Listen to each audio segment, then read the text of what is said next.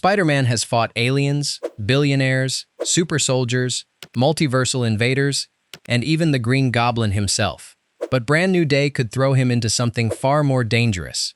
Not because any one villain is stronger than Thanos or smarter than Mysterio, but because this is the first time Peter Parker is completely alone.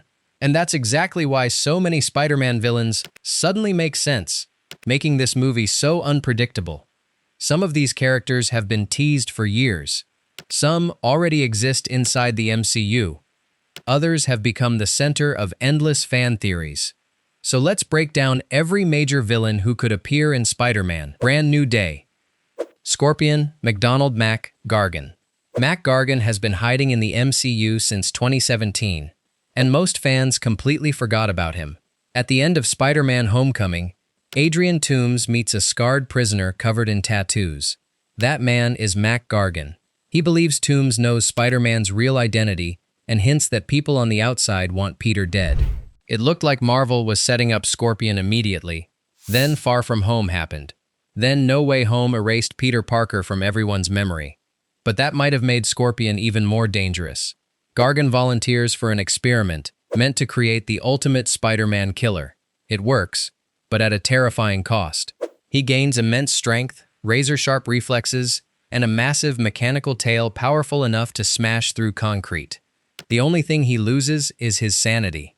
Scorpion isn't a mastermind like Dr. Octopus or Green Goblin. He's a relentless predator. He doesn't stop. He doesn't negotiate. He just keeps coming, until Spider-Man falls. With Michael Mando already cast as Mac Gargan, Marvel has had Scorpion waiting in the shadows for years. And if Spider-Man Brand New Day is bringing Peter back to a grounded, street-level story, Scorpion is exactly the kind of brutal street-level villain fans have been waiting for. Kingpin Wilson Fisk. Wilson Fisk has spent years quietly becoming one of the MCU's most important villains. He survived Daredevil, Hawkeye, and Echo, and every appearance has made one thing increasingly clear. Kingpin isn't trying to destroy New York. He's trying to own it. Unlike most Spider-Man villains, Fisk rarely throws the first punch. He hires someone else, buys politicians, controls police, manipulates businesses, and turns ordinary criminals into organized armies. If Spider-Man defeats Scorpion, Kingpin simply hires another assassin. If Spider-Man stops one operation, 5 more continue across the city. That's why Fisk has remained relevant for almost 60 years. You can't solve corruption with a single fight. Marvel appears to be rebuilding its entire street-level universe around Wilson Fisk, making him one of the strongest candidates to either appear directly or secretly manipulate events throughout Spider-Man Brand New Day. Sometimes the biggest villain isn't the one standing in front of the hero. Sometimes, he's the one sitting comfortably behind a desk, watching everyone else do the killing. And finally, there's one name fans refuse to stop talking about. Not because Marvel confirmed him. Because Marvel keeps giving people reasons to believe. Mr. Negative. Martin Lee might be one of Spider-Man's most tragic enemies, because almost nobody realizes he's a villain until it's too late. To the public, he's a hero, a businessman, and a philanthropist. The founder of the Feast, shelters that feed homeless families throughout New York. He's respected by politicians and trusted by everyone, which is exactly what makes the truth so terrifying.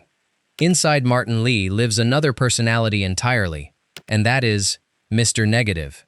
Created after a failed experimental treatment involving an unstable synthetic drug, Lee gained the ability to manipulate dark force energy, corrupt human emotions, heal certain diseases, and even transform ordinary people into violent followers known as the Inner Demons.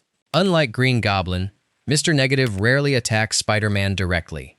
Marvel's Spider-Man on PlayStation turned Mr. Negative into one of Spider-Man's greatest modern villains, because the emotional conflict wasn't simply defeating another superpowered criminal.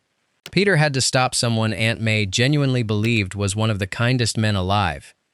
That emotional contradiction makes Martin Lee unforgettable. He's proof that monsters don't always wear monster faces. Sometimes they smile and run charities.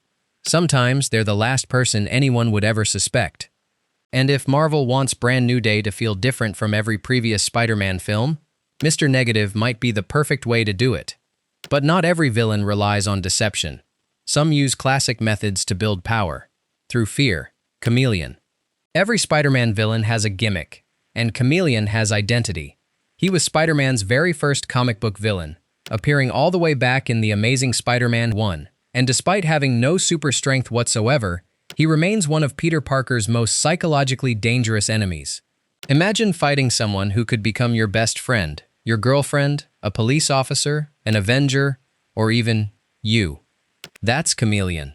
Marvel may have quietly teased him years ago through Dimitri in Far From Home, although nothing has ever been officially confirmed. Whether Dimitri eventually becomes Chameleon, or Marvel introduces a completely different version, the character fits perfectly into a post-No Way Home world, where identity has become Peter Parker's greatest weakness.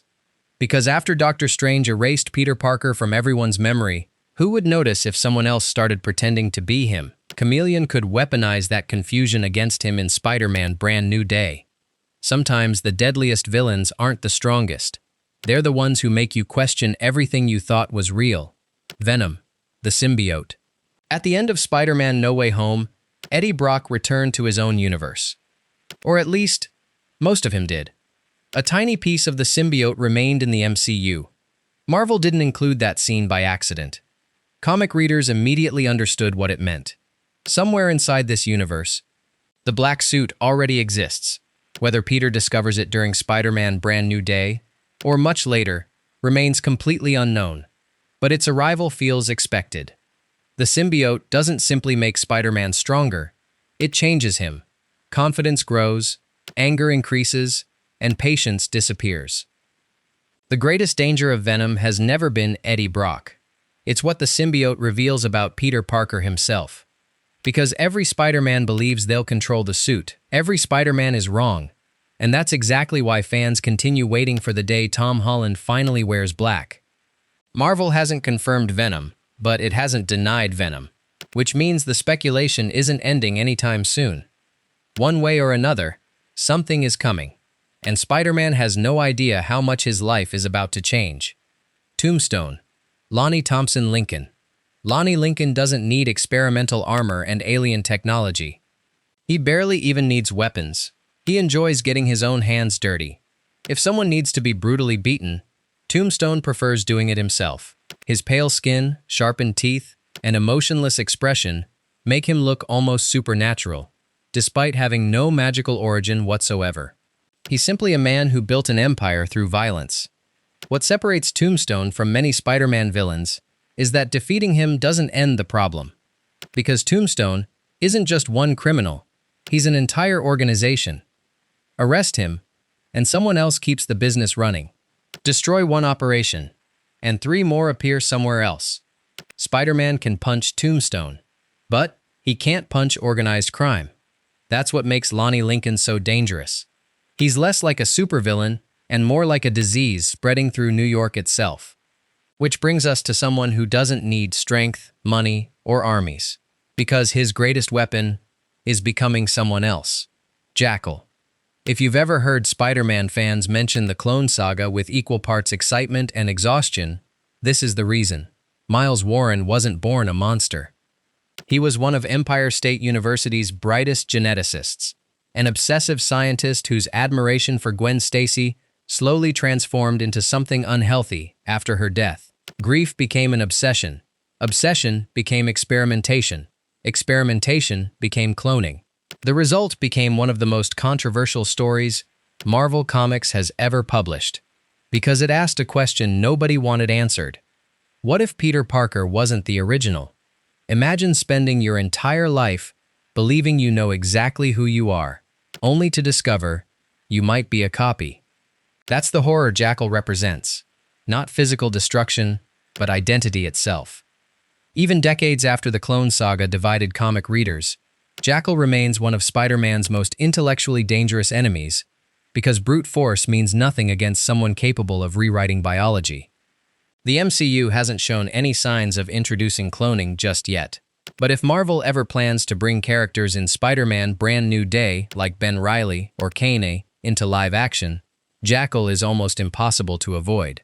And then, there's someone who doesn't simply hunt Spider-Man. He hunts every Spider-Man. Morlun. Every hero has one enemy that changes the rules completely. For Superman, it's Doomsday. For Batman, it's Bane. For Spider-Man, it might be Morlun. At first glance, Morlun doesn't even look like a Spider-Man villain.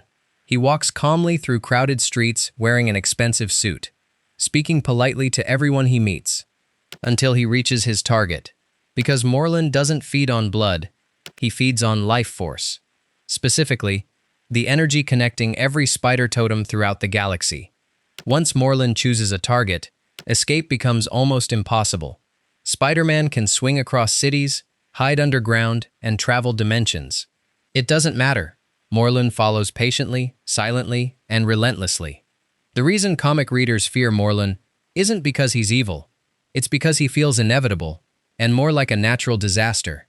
Could Marvel really introduce someone this powerful immediately after No Way Home? Probably not. But if Brand New Day begins laying the foundation for future Spider-Verse stories beyond Secret Wars, Morlun becomes one of the most important names audiences should remember, because once he arrives, no Spider-Man is truly safe. Of course, not every threat needs superpowers. Some simply need money, influence, and absolute control over New York City. The truth is, Marvel has done something incredibly unusual with Spider-Man. Brand New Day. Almost nothing has been officially revealed. No complete cast. No confirmed main villain. No trailer explaining the story. Just a title borrowed from one of Spider-Man's most important comic eras, and a growing list of rumors that seems to get longer every month. That means separating fact from speculation is more important than ever. Here's what we actually know. Tom Holland is returning. The movie takes place after No Way Home, meaning Peter Parker starts with absolutely nothing. No Stark technology, no Avengers, no one who remembers who he is. He's back to being the friendly neighborhood Spider-Man, exactly where many fans wanted him to be. Everything else? That's where the theories begin. What's fascinating is that almost every rumored villain reflects a different version of Spider-Man's greatest fear. For the first time in the MCU, Peter Parker has nobody on his side, which means every decision belongs entirely to him. Every mistake belongs entirely to him, and every victory will belong entirely to Spider-Man. Whether Marvel chooses Scorpion, Mr. Negative, Kingpin, Hobgoblin, or someone nobody has even guessed yet, Brand New Day isn't just introducing another villain. It's introducing a new Spider-Man, one who has to earn every win the hard way. Now we want to hear from you. If you could choose one villain to headline Spider-Man, Brand New Day, who would it be? Let us know down in the comments. And if you enjoyed this breakdown, don't forget to like the video and subscribe for more Spider-Man lore. And we'll see you in the next one.